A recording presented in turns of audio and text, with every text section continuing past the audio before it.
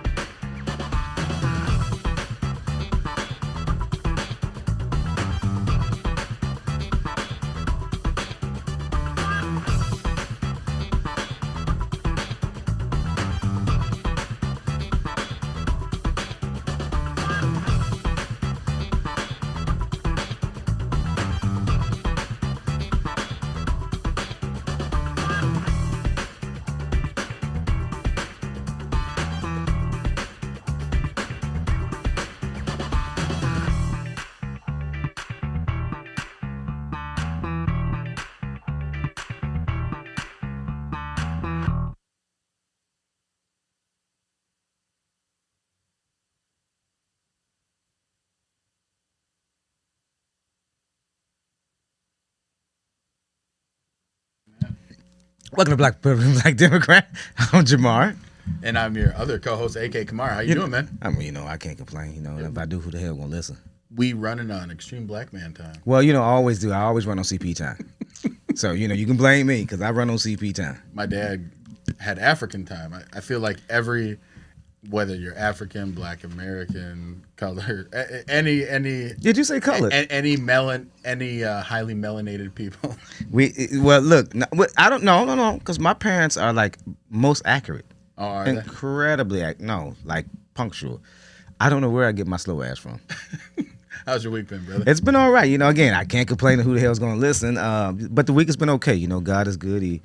God is good all the time. Amen. And woke me up this morning, and I think I like my gig. My new gig is fulfilling, and I'm always helping out doing something. So I appreciate that. And today is my baby daughter's birthday. Oh, happy birthday! Yes, Janisha turns 17 today. Happy birthday, so Janisha. When I leave here, I'm shooting straight off. Dad's going to go kick it with her for a little while here.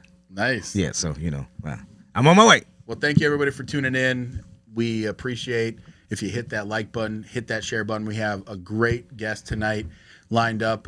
Also, if you haven't had a chance, or maybe it's been a while since you visited our link tree and hit the contribute button, it will connect you with our Patreon. Now, this show, if you enjoy it, if you like conversations like last week, we had a very spicy episode, then make a contribution. We had a what? Very spicy show indeed last week. Super spicy. Well, it was. I mean, and listen, we appreciate all the folks that tuned in. We had, big turnout, and I hope the fireworks fly this week too, as well. But dude, with Royce White, I mean, he's funny, right? I mean, is he serious? I don't think he's a serious candidate. I think he's a smart cat. Listen, I don't think that he's not smart. I think that he's just being unintelligent about the way he's campaigning, and it's not serious. I mean, dude, it's his first time running. Then his campaign manager is an even bigger joke. I don't know anything about his campaign manager. Well, I'll tell you when the show's over. Okay? I'll tell you when the show's over. But if you're watching, please make sure to hit that Patreon account. And the reason why we're asking anybody that's watching that appreciates what it is that we do, we try and bring together both conservative, left, right, Republican, Democrat, so we can have meaningful conversations. Because I think in today's day and age, it's at a point where people don't want to communicate. And so by hitting our link tree, hitting the Patreon, becoming a subscriber, it will continue to actually let us have more of these conversations. The more subscribers we have, we're actually going to produce more episodes. So maybe once a week isn't enough for you, because there's a lot of stories that come up that I think we could have some meaningful, conversations on. So please make sure to follow us there. Also hit that link tree. Follow us on TikTok, on Instagram. You might, find some good content. I've been making a lot of spicy content on TikTok, so make sure that you do that as well, and we appreciate it. You know what? For real. A spicy episode indeed last week. But every single time, I don't think they're serious, but every single time that I think of the mere ideal of Royce White beating Ilhan Omar, I think of this.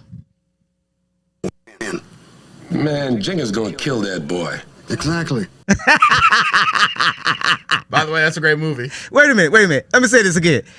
Every time I think of the mere ideal of Royce White beating Ilhan Omar, I think of this. Man, they're going to kill that white boy. I can't do it twice, Jamar. I like how you're so obsessed with this. The fact it says white boy and Royce White is clearly not white. He said, man, Jenkins gonna kill that boy. Oh, he said boy. That's right. He doesn't say white boy. You're right. No, you're right. But I honestly think. Listen, so make that a drop, please, producer, because I think of that every time I think of that. That's what because I'm gonna play that again for the shows. I think of that seriously. He's unserious, and please, where's my camera at? Right here. Please, Royce, when you lose, please come back. You're ridiculous, brother. Okay. You are ridiculous. So a lot of things have been happening over the past week since we've had the show. Something that I know we've had a lot of conversations about in regards to Minneapolis, juveniles committing crimes. We've had a lot of conversations about it. But just on yesterday, the Minneapolis Public School announced that they were canceling all classes because I think it's Minneapolis Teachers Federation agreed to strike. Yeah. So I myself, I want to get your take on this. Now, for me, I'm not against teachers making more money, right? Teachers, they have a difficult job, especially if you're a teacher in the Minneapolis public school system. Period. Right? And period, too. But my issue is the way that it's framed, right? And to me, the way that it's framed, that it's for the kids. It is preposterous. No, it's not. So let me ask you this. If it's for the kids, right? How is it that not letting kids go to school because you're striking is going to be beneficial to the kids? Now, here's where we agree. I think that I hope that the kids use this time wisely, okay? It is unfortunate that the kids will honestly probably tend to suffer because they can't even speak to those teachers or have any online classes. But it's for the kids for this reason. When you and I were in grade school, you did have smaller classes, or even if you didn't have a smaller class, there was a paraprofessional in that room. And it made it easier for your teacher to recognize some disabilities or some deficiencies that you might have, learning disabilities, things of that nature, right? Or you had some one-on-one time. I was one of those students that seriously needed that one-on-one time with that with that teacher. Chess always made me nervous, so I needed to be with that teacher. If you now are putting bigger class sizes in there, you're putting more students in there that now come with more adult or adolescent problems, and you're not giving them a paraprofessional, or if you give them one paraprofessional when you have 35 kids in the room, that's asking a teacher to do a lot. And then you don't, speaking as a guy that just recently worked in a side of a school, you don't pay them anything coming in the door. The raises they get are in small increments. You're talking 10 cents, 15 cents, 5 cents. Instead of paying a paraprofessional at least $20 plus. That is what a paraprofessional should be making, at least starting in the door.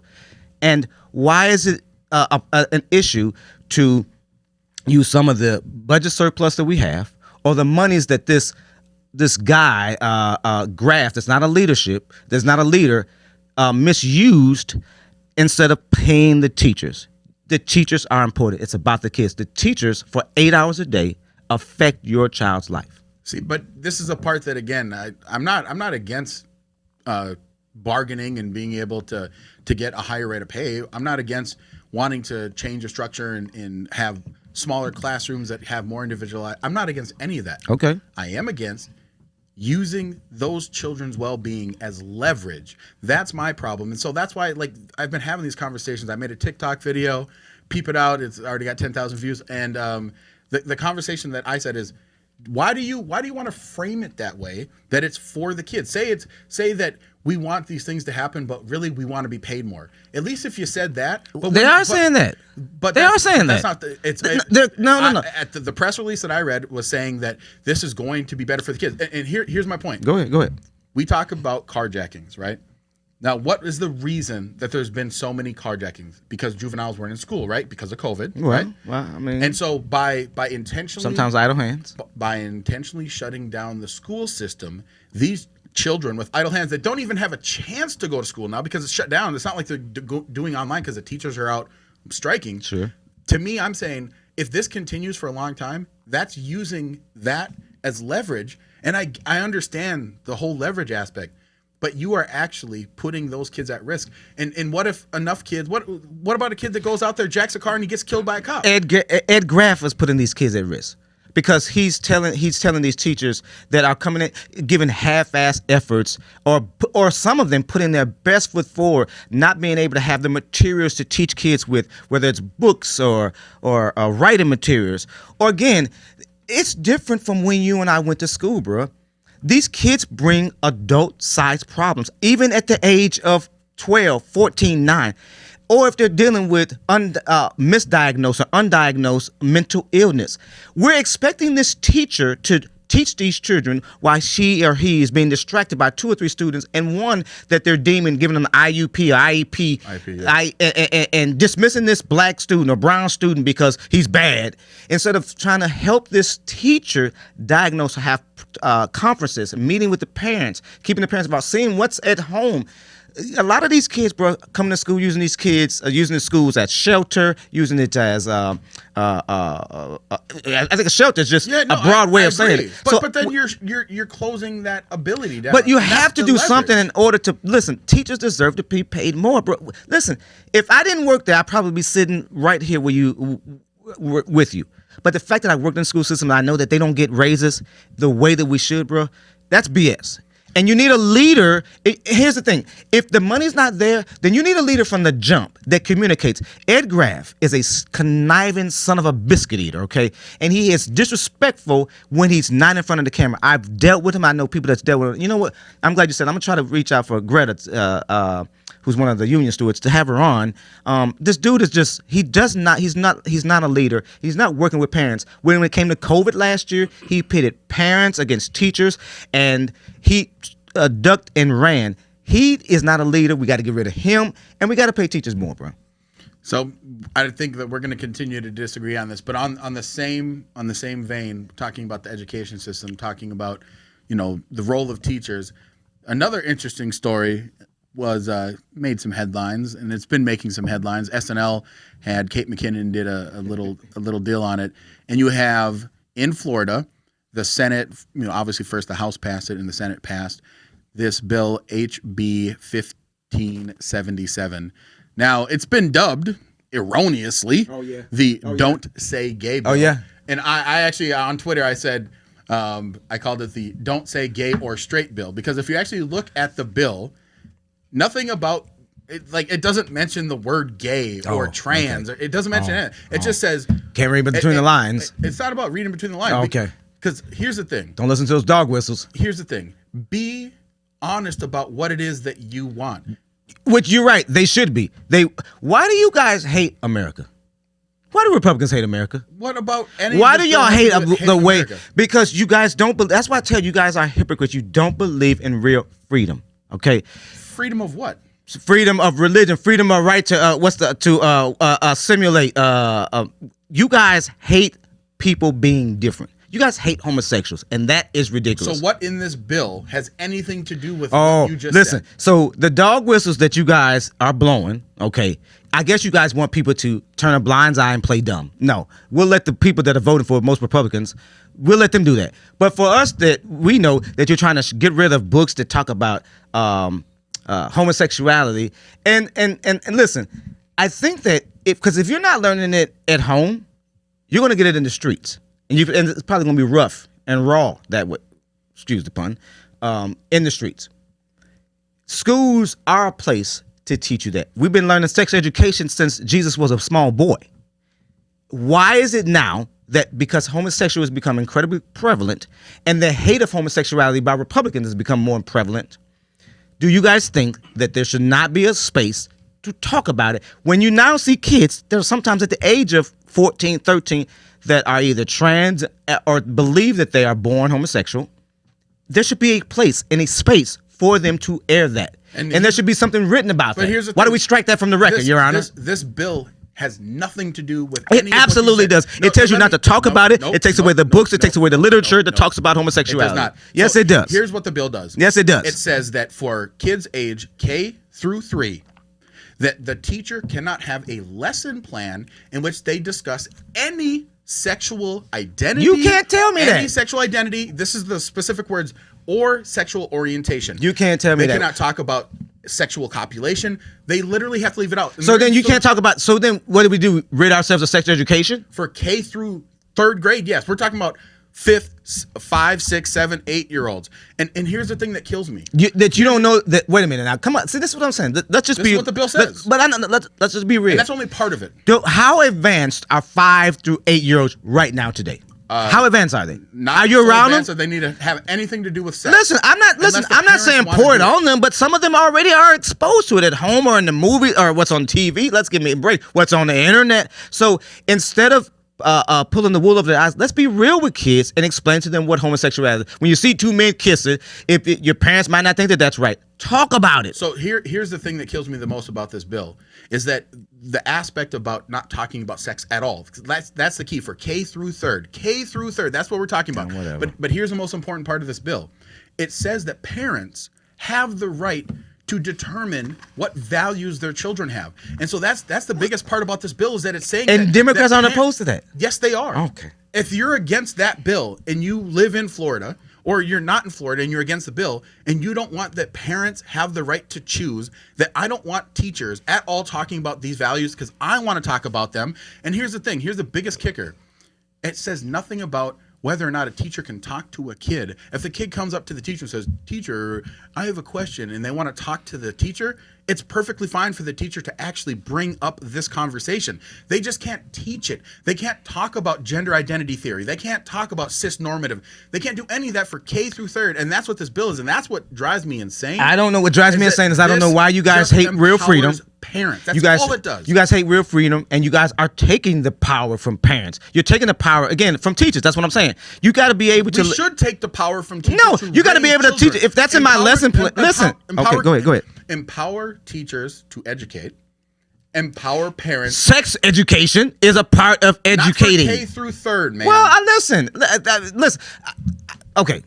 Let's say not K through 3rd. Okay, I think maybe that's too young, right? But I'm saying, bro, this bill is not... You're making it like this bill is only saying K through 8. This bill is saying period. No, it's not. Yes, it is. It's K through 3rd for anything, like I said, that has to do with anything sexual. I'll tell you what. And then for all the other ages, it's saying that I'll tell you parents what. have the right to be notified whenever things are going to happen and things have to be age appropriate, and that parents get the notification piece. But just stop. We could go on. Y'all just stop hating. Y'all should stop hating real things. freedoms. That's why we brought the guy on tonight, because Republicans asked him to. Why do Republicans hate freedom? That's what I want to know. Y'all hate freedom. Real freedom. Y'all got there's a litmus test on what freedom is in your party. Real freedom is what the Democrats, some of them, not all of them, because, okay. No, but what my party represents. Tonight's guest is Republican gubernatorial candidate Kendall Qualls. Welcome to the show tonight. Well, I'm country. You might want to quarrel with them, but tonight we are. Qualls. Welcome to the show tonight. How are you, Kendall? Thanks for having me on. Absolutely. Welcome to the show. Welcome to the show. I've been trying to get you on for a while now. Look, why do Republicans? No, I'm just playing. Let's start. Let's be nice. Let's start with some exchange pleasantries. Who are you? Well, you know what? I'm a guy who loves freedom. Oh, well, we'll find. We'll see. We'll soon see. And I've been a Republican since I was 18 years old. Bless your heart. You know what? I'm very fortunate to be in this country. Very fortunate to be American. I started my life in the slums, the ghettos of Harlem, Harlem, New York. My parents divorced. I started living there in elementary school, first grade, and there from first to fifth grade. And literally, I saw the worst of the worst in there. It was in the late 60s when Harlem was the epicenter for drugs, gangs, violence. And it was me, my siblings, and my mom. That's all we had. And so lived through that. My father came and got me and my younger brother to live with him because my older brothers and sisters were getting absorbed into the street culture of Harlem. I lived in a trailer park in Oklahoma from fifth grade on.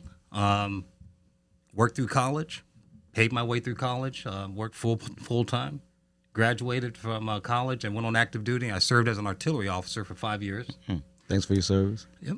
I served in the States as well as in South Korea, right on the DMZ, in the border between North and South Korea. You was on TMZ? DMZ. Oh, sorry. And I don't know what I heard. I'll be on TMZ at one point. All politicians will, yes. And then, you know what? And then I left the military. Now, here's something interesting. So my father and my father-in-law both come from the I call the Jim Crow South. Yeah, absolutely. They told me that, Kendall, don't get out of the military. You're not going to get a fair shake in the civilian world. They wasn't lying. Because their life was that. I experienced something totally different. I started my civilian career with Johnson & Johnson. What'd you do? Sales and pharmaceuticals. Okay. Sales management. How many blacks were there then? What year was this? Let's see. I got out in 1990. I joined them in 1990. And sales management, got promoted. I went back to school, got my MBA. I tell people from the U of M. Word. The other U of M in Ann Arbor, Michigan. Oh. And I got promoted to the home office in New Jersey. And after 4 years, I got promoted to group product director. So we launched this significant antibiotic in the hospital market. We made it the #1 hospital antibiotic in the country. $1 billion brand. I have a $94 million budget, and my office is in New Jersey. And I just, my 36th birthday, I was just reflecting. I'm an hour away from where I was held up as a kid in Harlem, New York, 30 years previously. An hour away. And it's one of the reasons why I got involved in politics, because I started hearing that this promise of America, this American dream, it's only for certain people, and it's not true. And one more thing. One of the other things that got me involved is because the people that helped me along the way, personal and professionally, in my career, they were black, they were white, they were male and female, rich and poor, and everything in between. Americans help people when they see someone trying to better their lot in life, and they don't put a racial filter on it. Well, no. Here you go being Pollyanna. No, it's true. It's true. And you know what? There are people that helped me that didn't look like me, and I had nothing to give them. Okay, they helped us out of goodness of heart, and people do this across the country. Now, we have racist people in this country. Okay, hello. But they're not the caricature. They're not the profile of the entire country. So that's one. So again, I see you painting this lily white, and that's great that you had experience that you didn't, after your hardship, you found success. But I think, again, you're painting a picture as if racism doesn't exist because you were one of the fortunate ones to get out. No, I didn't say that. Okay, well, I mean, this the dream that you were painting, that with that broad swipe. So racism doesn't still exist? I didn't say that. Does it exist, though? No, what I've said that there are racist people in this country, but the country is not systemically racist. What, excuse me? The country is... There's no systemic racism, brother? Wait a minute. Excuse me. Go ahead. Because you found success... No. No, that's not true. Listen, what you're saying is that I'm going to tell you, I know what systemic racism. My parents know what it is, and I'm going to tell you. My folks from down south, so we know what you. They would have loved to have grown up in the America that I grew up in. Where the lily white America, where everybody white helped you and you were good. I mean, what? No, you know what? If there were 1,000 jobs available, they could never apply for one. Yeah, if there was an opening or a house in a certain neighborhood, they could never apply for one. Why? That's not the America that is today. So, excuse me, redlining and gerrymandering still doesn't exist. No. Predatory lending and all that doesn't exist. Not giving loans to people, black and brown people, because they live in certain neighborhoods, that doesn't exist. That racism doesn't exist. Where is it? What? So hold on. Excuse me, Kendall. If that exists today, do you want these classes? I mean, they ain't rose colored, but I see you looking through some. If that exists today, all you need is a trial attorney, and you can be rich. I think all you need to do is stop trying to be so damn lily white. I mean, look, Pollyanna. Look, I get that you're running. Well, that's really sad that you say that. I get that I get that you're running. You know what? I get that you're running for governor, and you want to and you want to appeal to your base. But guess what? Your base isn't big enough to even support you. Let me ask you a question. It's sad that you say that, because why is it sad? That I'm telling the truth? Can't get ahead in this country. So excuse me, we have. What you're saying. That's absolutely sad. Wait a minute. There's so black folks have no barricades, no barriers to getting through life, huh? What are they? Being black. Oh, really? Yeah, I know you don't know that. I know you refuse to believe that. I'll wait for you. Here's to tell you something. You know that it's an advantage for black people to apply for college because they'll get a better opportunity to get into that college than a Which schools are these? Amen. Which schools are these? You name which schools are these? Any of them. Okay, so let me see. What you got kids of your own? That's right. Right. So, but you can afford it. I'm sorry. So this doesn't apply to you because you can afford it. But how about other parents that can't afford it? How many black kids do you think from the ghetto, the slums that you called it, can get into Harvard and just get it? Right, just get in. How many black kids do you think from the ghetto can get into Harvard? Here's what I'm telling you. There's a lawsuit. I don't need you to tell me. I need you to answer the question. I answered you. That's just a basic question, Kendall. There's more of an advantage for them to get into college. You know what? There are white people today they're basically lying on their application. We know. We've seen that. That they're of color. Oh. So they can have an advantage to get into those schools. Rachel Dozel, you know her. Okay. Go ahead. So one of the things, Kendall, you and we've had, I would say, somewhat similar experiences in America. Now, I didn't grow up in the slums. I grew up in rural North Dakota. But for me, that the piece that you spoke to, I think is what I think made me love this country so much, is that in this country, because of the way that this country was formed, we have genuinely good people, and because our predecessors did so much to fight the systemic racism, to me, I agree that there's nothing that is standing in the way of someone being able to succeed. And I know that Jamar is going to say Pollyanna, rose-colored glasses. So here for me, let me ask you this. How can you replicate what someone like yourself, someone like myself, if you do come from, a bad background, how could you? What would your advice be to? That's a great question. It's harder, because you're in an environment that doesn't model the behavior that needs to happen. Now I'm going to tell you. So, wait. Are you going to let me finish? Or are you? So because you come, wait a minute. No, I'm not going to let you finish. Okay. Just because you come from black downtrodden neighborhoods, they don't model the behavior that you're supposed to. Excuse me. Poor folks don't model good behavior. We had a transformation in the black community that's happened in our lifetime that has undermined our children today. Okay. We've gone from 80% two-parent families to 80% fatherless homes in my lifetime without one national initiative to reverse the trend. Now, I'll say this one, we don't need the government to initiate this not even black leaders in our community. So what I'm saying is these communities with fatherless homes, there's no model of the behaviors that need to be replicated. So that is work ethic, getting up, all the discipline and everything else that fathers provide into their families that rarely exist today. And it's a tragedy. I call it a cultural genocide. Is what happened in the last 50 years. That's pretty cultural genocide. So here's my question. And how do you create that? How do you create a model? Or better way to say it, is it that we as Republicans that have these beliefs have to get out and basically try and instill, hey, this is what we believe, this is what we want to do. That's what I think is so hard to try and replicate. It's not even Republican. We have a cultural problem. First of all, our country wasn't founded by political parties.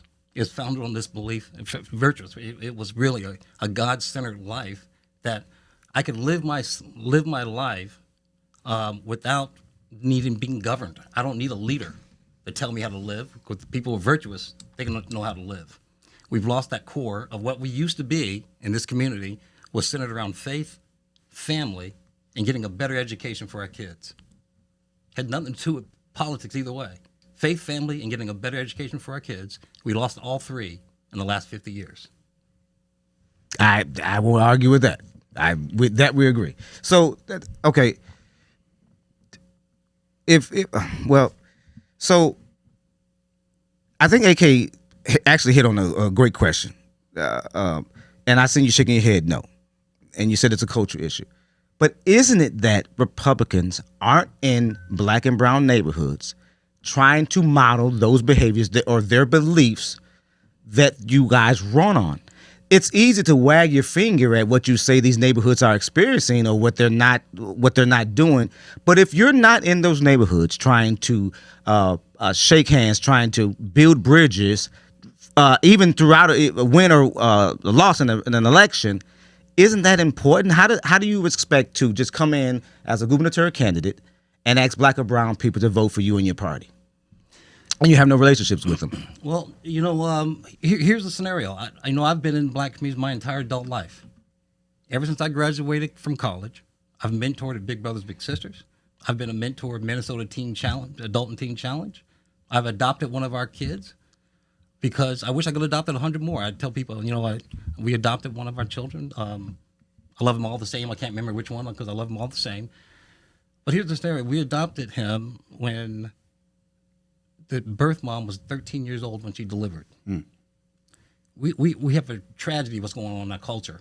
And we have a cultural problem that's only going to be solved through our culture and us taking the bet. We don't need permission from a politician. We don't need a government grant to say we need to keep our fathers with their children, with the women that they bore their children with, and we need to retake our families. Here's the other part that can turn around immediately. Education used to be paramount in our community. It is no longer. And we have Democrats that will not give these mothers an opportunity of school choice so their kids can go someplace else where the schools are failing. Because we have private schools in our communities, Hope Academy, Crystal Ray, some others. The kids that are going to those schools are graduating at 95%. Their test scores are above the national average, and they come from the same communities, same streets, same neighborhoods as the kids that go to Minneapolis public schools, and those kids and our kids are graduating at 50% level. Okay, so we'll blame Democrats on that. Okay, I'll take that. But again, what's your ideal to better that? I mean, you're running for governor. That's right. So if you're the governor, yep. I mean, I hear what you're saying, but I don't hear any ideals of how you one. go about doing that. Because Go ahead. Give you one. You know what? I'm a big advocate. In fact, they're doing this today in Birmingham, Alabama. It's been there for 5 years, bringing vocational education back into high school. These kids are going through 3 years of vocation, but they're not doing wood shop stuff. They're actually out in the community. They're renovating dilapidated homes in the local neighborhoods. And after they graduate, after going through 3 years of this, 3 years of this, once they get certification, they can earn now enough money for middle class wages. And they've partnered, the local community, they've partnered with these banks for low interest loans so the kids can buy the homes they've been renovating for the last 3 years. They've already moved on from one neighborhood and they're doing the second one in Birmingham. That's what I want to bring. That's a great idea. And some of these kids, not only did they purchase the home, some of them have bought duplexes, so they're living in one and renting out the other. That's a great idea. Real equity. Trade, absolutely. We don't teach that anymore. So one of the things that I first, I know that you ran for Congress, and that's kind of how I first started hearing your name.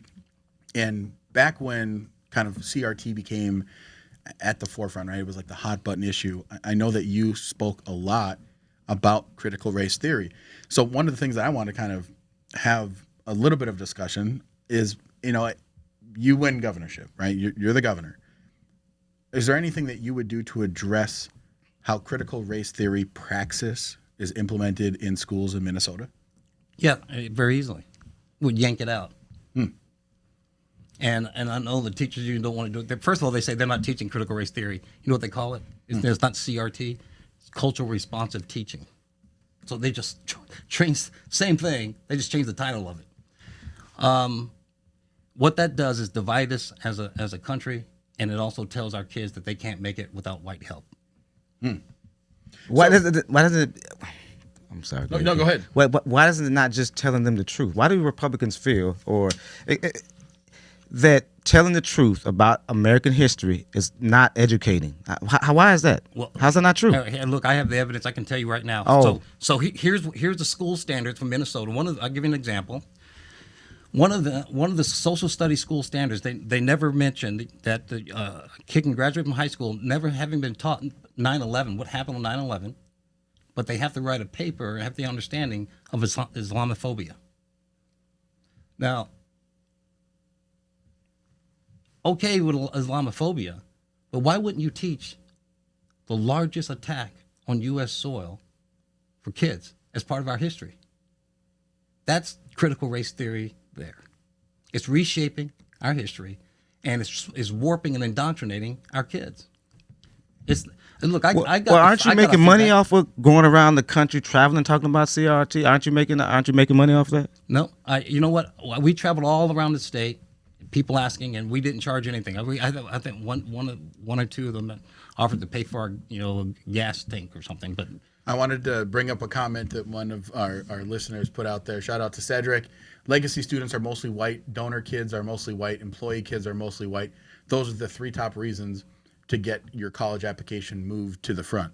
So this kind of goes in this conversation that we had a little bit earlier, is that in today's society, I believe that we have advanced so far that people are now taking advantage to the negative side of saying, "Look at me.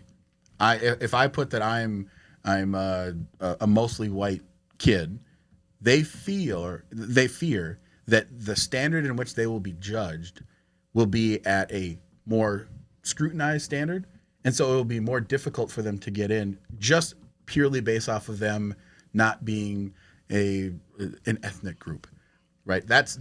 I just don't know these black and brown folks that Kendall keeps talking about that can get into school so easily because of the color of their skin. I mean, where the heck does this exist then? You know what? It exists all over the country. Okay. But here's what I want to tell you some of the biggest racial disparities. So look, you guys have no idea. Right here in Minnesota. You have no idea how much you and I have all in common. I want our kids to do well. I believe that. And I want them to prosper. I want our families to prosper. Here's the issue. In every major city in the country, and you know this, and being a Democrat, a lot of these major cities they're run by Democrats, and the schools are run by Democrats. Our kids are graduating at 50% level, and the ones that do graduate, Baltimore is a good example. 77% of the high school graduates are reading at the 3rd and 4th grade level. Even though they graduated, they read at the 3rd and 4th grade level. We're going to have disparities. Not the pipeline that we're building toward college and the pipeline to corporate world starts with our high school graduation rates. We have 50% of our kids graduating, black and brown kids in Minneapolis public schools that are graduating. So if you're only going to graduate 50%, what's going to happen 5-10 years later for the kids that graduate from college? And able to be at board seats at corporations. But all I hear is Republicans like yourself complain about Democrats that run the cities. How isn't it that a Republican governor isn't just as culpable to let that happen if a Democrat, if he or she sees a city being run down like that with education, poverty, right. It is the job of the top executive of that state to go in there and take control. I agree. So if you're the governor, Right. the governor here, you see that Minneapolis has experienced it. We're graduating at 50%. It's a little higher than that, but you're graduating at 50%. Isn't that your job? What do you do? I don't want to hear lip. I want to hear a concrete idea of what do you do? What are you going to do? I've already talked about the vocational program. But I think that's a great idea. That's serious. That's a good idea. Give those parents the choice where they send. Why would you keep going to a restaurant that treats you bad and give you lousy food? But then why would I go to a school that treats me bad because of the color of my school, because of my They skin? give the parents school choice. So they can take that. We tried that. We tried that with No Child Left Behind, and you had so many black and brown kids that were left behind. It was a pathetic sight. No, we have never had school choice in this state. So school choice is you let your child go to Hope, and the money that child would have had in the public school goes with that child, and that parent now can actually afford to send that to a private parochial school or whatever they want. Their choice. I think that's something different now, letting the money follow them. And I agree with you. I think that is what should happen.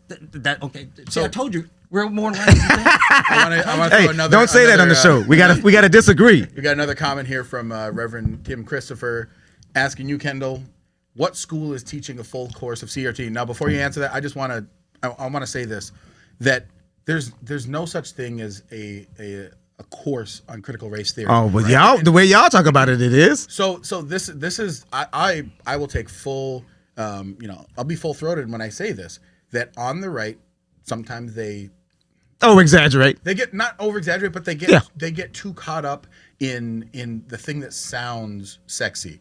So critical race theory is not being taught as like, oh, welcome to critical race theory, 100. It's critical race theory praxis. So you tell a story and you say, Johnny has 5 apples and Susie has 7 apples. Johnny lives in a red line district of Minneapolis that was affected by redlining in 1965. And so Susie lives in an affluent white neighborhood where apples are plentiful. Right. How many apples do they have? That's But what's wrong with that? Because because guess what though, Kendall?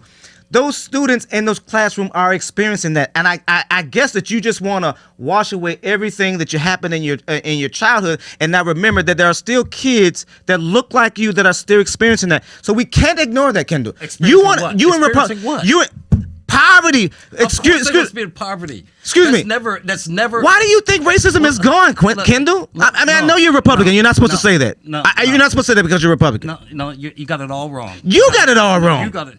Look, you're looking at someone. I call. Okay, I call an endangered species.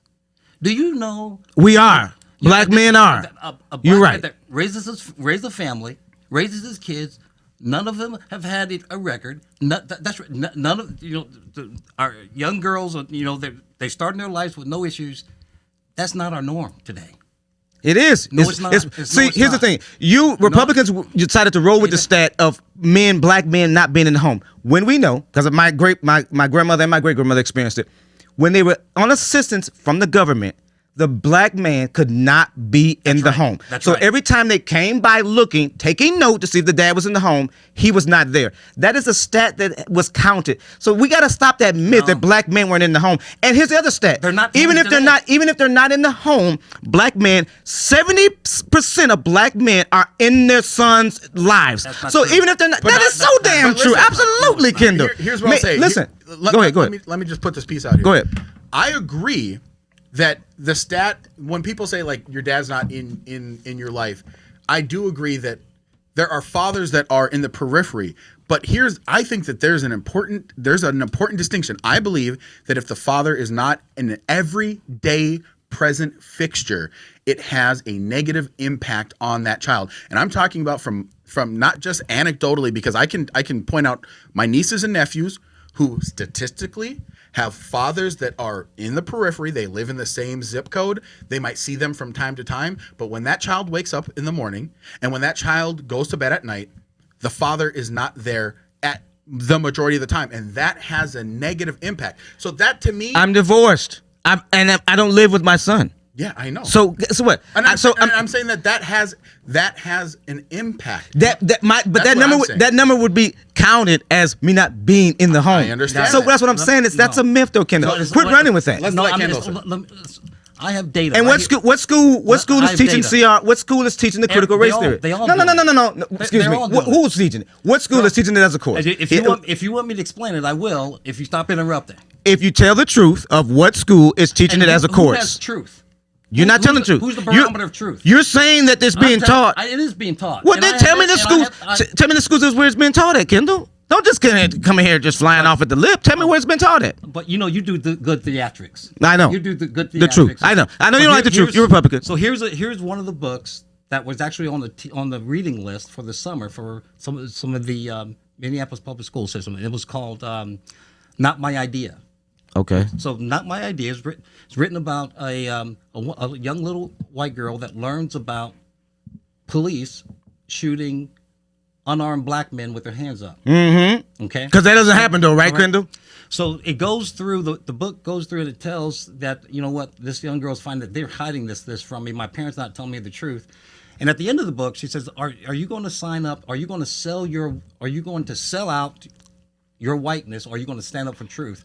And if you sell out for whiteness, that means that you, at the end of the day, you're going to sign over your soul, because you're going to sell out and not basically what they're trying to teach this young child, indoctrinate this young child, is that because she's white, and if she doesn't agree with this, she's selling her soul to the devil. So what you're that's saying, a textbook for elementary school kids. So, and you're saying then that's Minneapolis public schools those was on their reading list. And yes. so it's in the school library. So again, to me, and I'm not trying to speak for you, but to answer Reverend Christopher's question, is that it's all schools that are implementing this type of critical race praxis. And I want to say this. I want to say this one piece is that my issue with anything in regards to critical race praxis is that you are reshaping the lens to a belief that, I'm sorry, the majority of Americans do not hold, which is, where are y'all getting these stats from? Well, it's I'm saying the majority. I'm saying the majority of Americans do not Christopher's believe. wrong. That is CRT, and if he knows what it is, and that. So how is it indoctrination with telling white students that what is true, that unarmed black men have been getting shot and killed by police officers? Is that true? So before you answer that, let me ask you a question, because we don't got much time. We don't got much time. So let me ask you a We'll have to question. have you back on so we can talk more about it. I thought that was a question. For but sure. You No, want to ask a different question. yeah, I'm gonna ask you a different question. Okay. In your opinion, was what happened to George Floyd, was that murder? What happened to him was tragic, and he was killed. Was it murder? It was jury said it was murder. Okay. We're a country of laws. You know who Fred Astaire is? You remind me of him. So now, if Republicans, if you want to be governor, you've got to influence black and brown folks. I don't see you in the black community. I'm quite often there. I mean, heavily involved. So are you the arbiter? Are you the banner of black Minnesota? Are you there?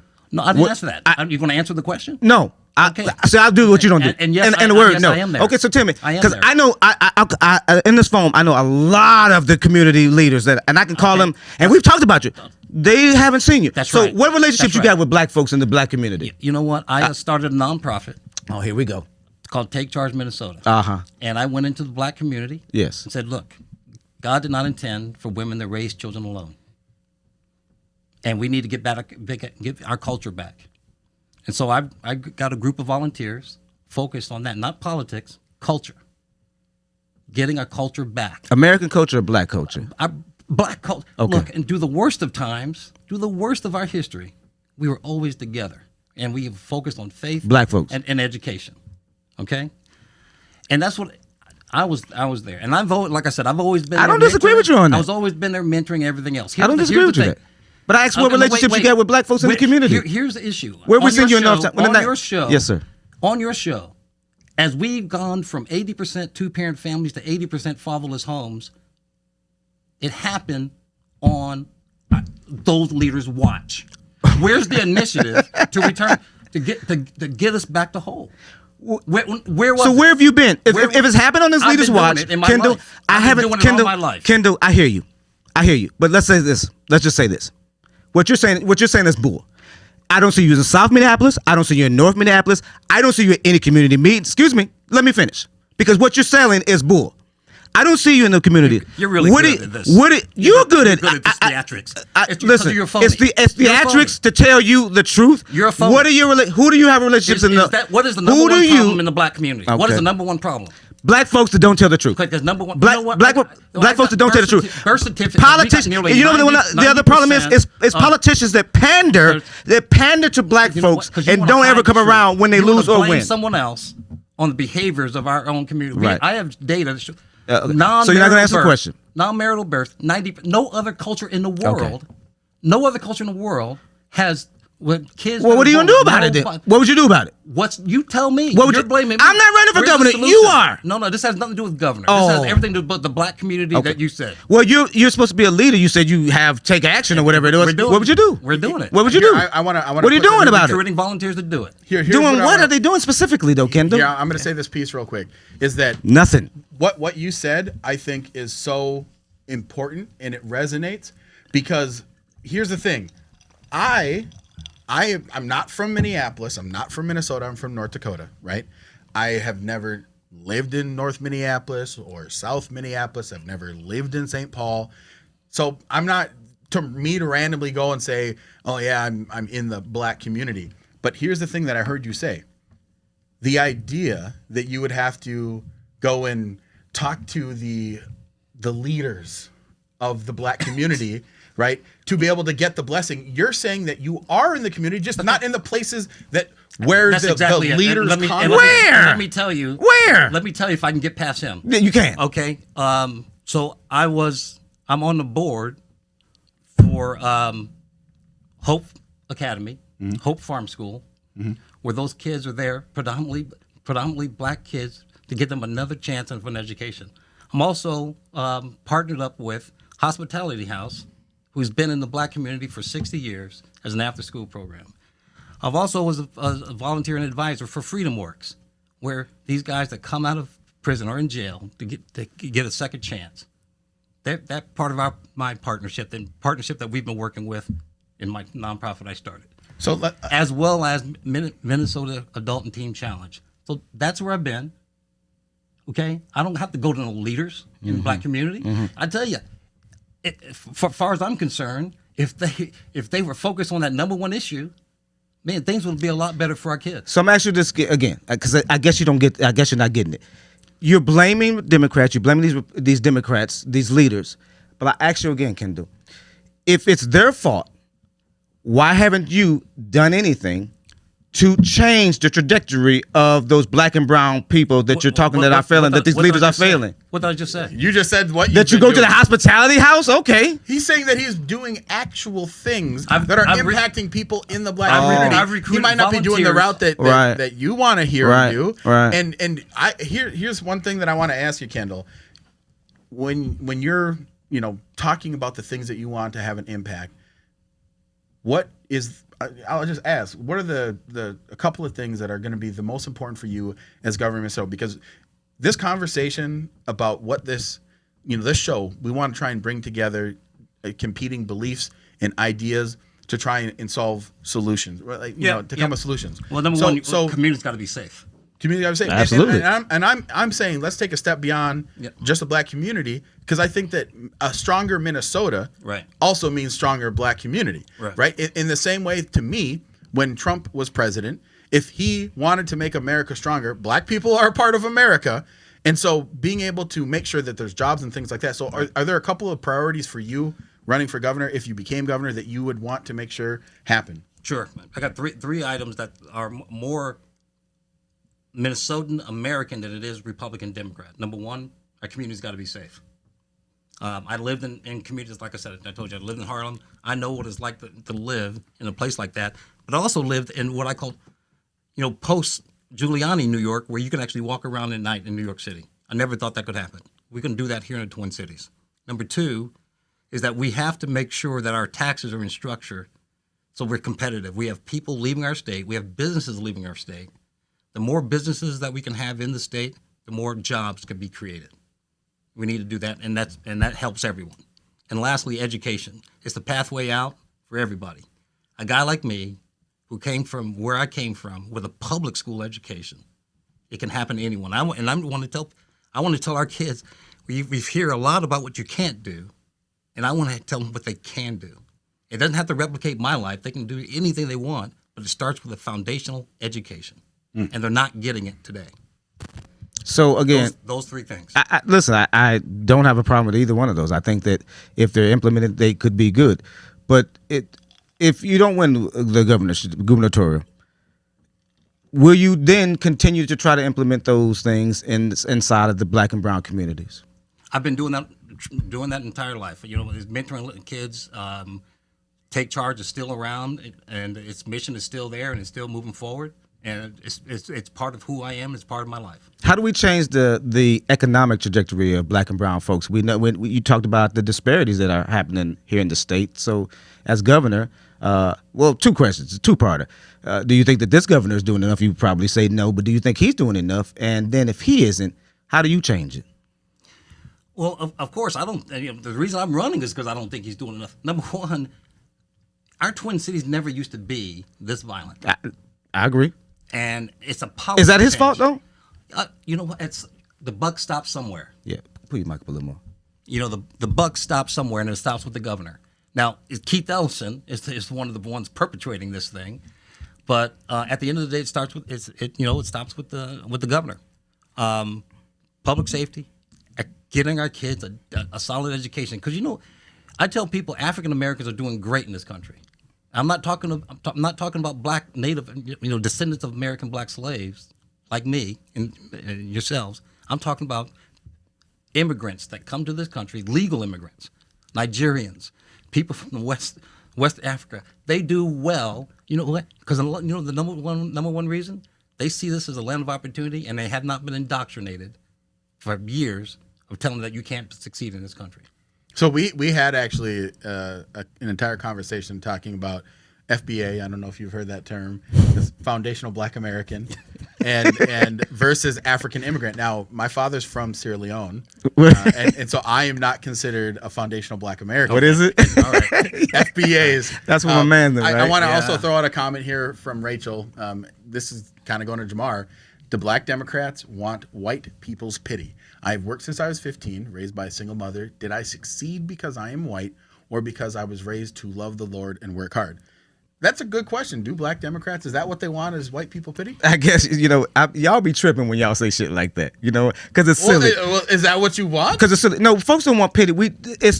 I can't believe, it's hard for you guys to swallow the reality of what's going on.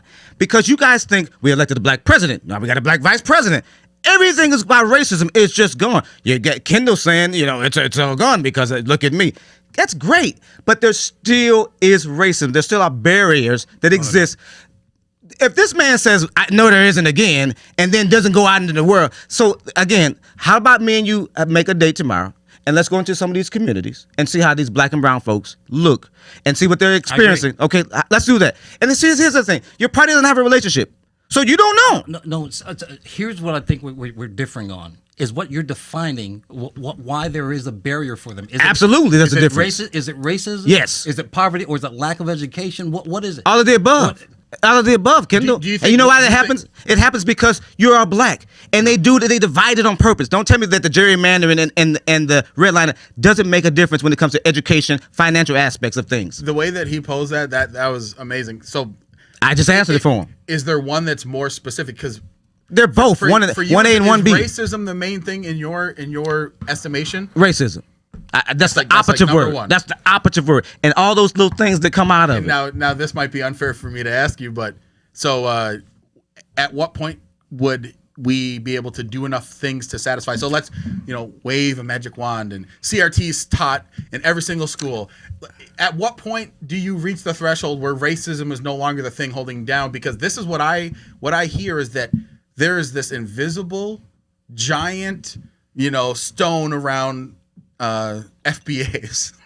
And this giant stone, this millstone, is racism because of systemic X, Y, and Z. So what in your mind, if you did this and this all happened, then the next thing would be what? I don't know. I guess you guys think because we elected Black folks that all of it goes away. I mean, and again, I'm a little embarrassed for you that as the gubernatorial candidate, you're not sitting here acknowledging that racism exists. I didn't say but again, that. we're going to go into these. Let's meet tomorrow or this weekend, and let's go into these communities so that I can show you. Clarify, because I'll I think clarify. you misstated what you said. There are racist knuckleheads. There are racist people in this country. The country is no longer systemically racist. That is so. Amen. That is so ignorant to say. Typical Republican. And what you're confusing is. Oh. And what you're confusing. School and me. It's sad. School me. Is that we have 18, 19-year-olds. Let's just say they're out of high school. They didn't graduate. They didn't graduate from high school. Right. They're struggling because they They can't figure out why they can't have a life in order to get into the mainstream economic system of our country, of our culture, because they've been left behind. The culture's not teaching the social norms of what it means to be successful in this country, and our education system is making them semi-literate. And we're weaponizing our kids. And I'm going to tell you, Charlie Rangel was a Democrat for Harlem for 47 years. I went back every summer to visit my family. Perpetual poverty. Charlie Rangel got wealthy, his cronies got wealthy, and his family got wealthy at the expense of the people in New York City. Most politicians do. And no, they don't. Oh, yeah, they do. No, you know what? Yeah, they do. In our communities, we gotten worse since the Civil Rights Movement. If you ever gone to the Civil Rights Museum in Memphis, Tennessee, you'll walk out and say, we have let them down. We have let them down. We're worse off now than we were during the Civil Rights era. So how worse off now are we as a state with a $9 billion plus budget? And looks like to me, as you could say, black folks are doing pretty successfully.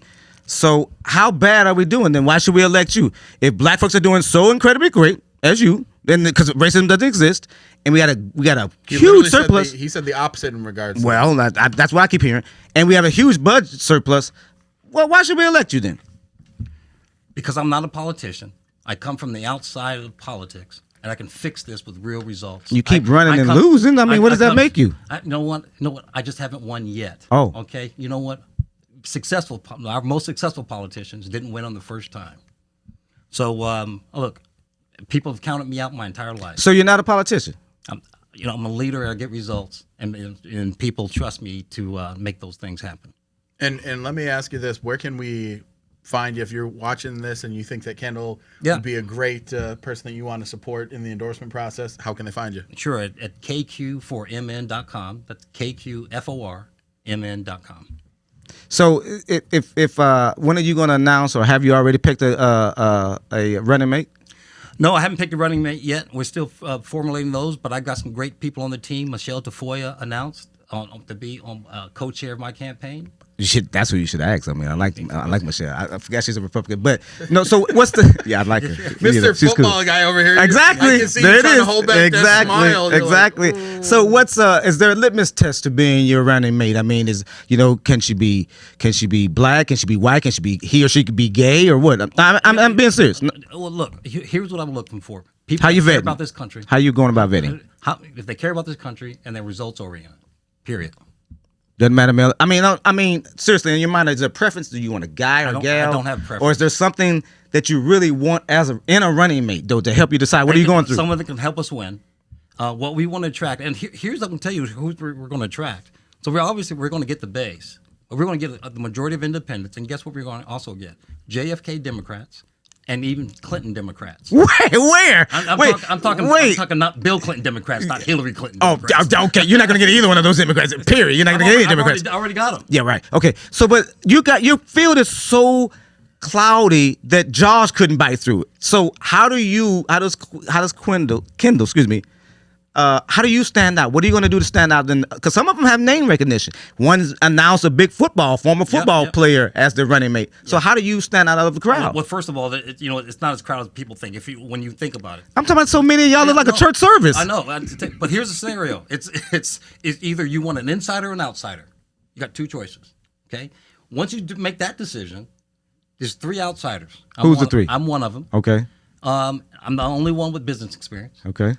Big business, and the only one who's. Why do Republicans think that's a selling point? Know how to run things. Oh, we know how to run still a are a business. capitalist system. Okay. As long as we can get it, as long as we can keep it. Okay. The other one, I'm the only one that served in the military and armed forces. I'm the only one that's come from literally poverty to tell us this story that the American dream still works for everyone, regardless of race, and regardless of station in life. If you don't win the endorsement, will you abide by it? Will you drop out? Yeah, I'm definitely going to abide by the endorsement because I'm going to win it. If you don't win, I like that. If you don't win, will you drop out though? What? Yeah, you know, I don't think in those. I mean, it's politics though. No, you know what? I'm not a politician. And how? Thank you for bringing that because I'm going to circle back to that. How does a person that for the second time or third time, I don't know how many times you're running now. This is only Only second time. So again, how do you say you're not a politician and you're once again running for a political office? How is that? Well, I mean, because you keep losing, that don't make a difference. I mean, that's your own fault. I mean, that's your candidacy fault. I mean, if he was elected, served. You keep running up against these giants giant Democrats that you think you can beat, and they keep squashing you like a grape. How do you think that you're going to win? You think you're going to beat Walls? What is he running on? What? I get you more murders next year than I get you this year? I mean, hey. So I mean, what is he running on? What are you running on? What's your? I'm going to tell you. I don't know. I'm going to bring back safety. Okay. I mean, I don't know. So he runs on that too. That's he's running on that too. No, he's not. Oh, just check his platform. Listen, I don't think that it's his fault. I think that really all the murder. You get elected in November. You get elected in November, and the murder rate doesn't change. So we get to blame you for it. You sure do. Okay, and you're gonna man up. It's called accountability. And you're gonna man up and say that these murders. Don't talk about the previous, but you're gonna say the murders that are happening right now are the buck stopped with me. They're my fault. That's right. Okay. All right. Well, so the fact that he doesn't do it makes me sick. No one else stands up for it. I think the mayor's not standing. I think Keith Ellison isn't. Well, I mean, the attorney general should stand up for it. It's the AG's fault too. You know, absolutely. It's every Democrat's fault. Elected people that run. Okay, get out of here. Yeah. Wait. Listen. So who should be? So again, I love how you guys blame these folks, but where are your ideals when you're not in office? How come you don't come around with your idea? Oh, I'm sorry. You got 9 businesses that you've helped, and I'm sorry. You got. Thank you. Thank you. Started a nonprofit. Why don't you help your? What you should do is start a nonprofit that helps your party build relationships in Black and Brown communities year in and year out, and that'll help you win elections. That's the nonprofit you should start. It's carrying hands or something. I think that would carrying parties. That would violate the status of a nonprofit. Okay, well, you can't have political. No one cares. Kendall, absolutely. You know what? We both bid you good luck on your endeavor of Google being running for governor. You're gonna need it. Are you raising money? Yeah, tons of money. Yes. Oh, tons of money. Let's check that. How much have you raised? Look at the campaign finance disclosure. He can say it. He can say it. You know what? We entered this race less than 2 months ago, and we're already third in fundraising. 7 of the candidates, and they've been in it for over 7 months. And when the momentum is with us. Okay, and when are you going to announce your running mate? You have a time? I don't have a time. You have announced before summer, right? Probably in the May timeframe. Okay, all right. Yeah. No, so good luck, man. I do like some of your ideas. I won't vote for you, of course, but I would support some of your ideas. You know what? Shit. You know what? You can. You know what? Will hell freeze over? You can come out of the closet. It's okay. Well, yeah. If I come out of the closet to be with a guy, I won't be voting for a Republican. No, absolutely not. But you know what? So much, I appreciate you, man. We both appreciate you. And seriously, good luck, man. Keep fighting. And Thank you. It's not Democrats you have to worry about right now. It's your party who are going to eat you alive. And you guys are like Jeffrey Dahmer. You guys love cannibalism in your party. I mean, this is the part of the competition. process. No. You guys go above and beyond, man. Make sure if you guys like how the episode turned out, even the more contentious parts. That's kind of how we roll things. Please hit the linktree/BRBD. It'll connect you with all of our socials, give you the ability to link to our Patreon account, make a contribution. I'm AK Kamara. Wait. The mere idea of any Republican right now beating a Democrat that's holding a major office makes me think of this. Wait a minute. Let me cue this up again. The mere idea of any Republican beating a Democrat in a major office right now in Minnesota makes me think of this. They gonna kill that boy. I'm Jamar. I'm AK. We'll check you out next week. Peace.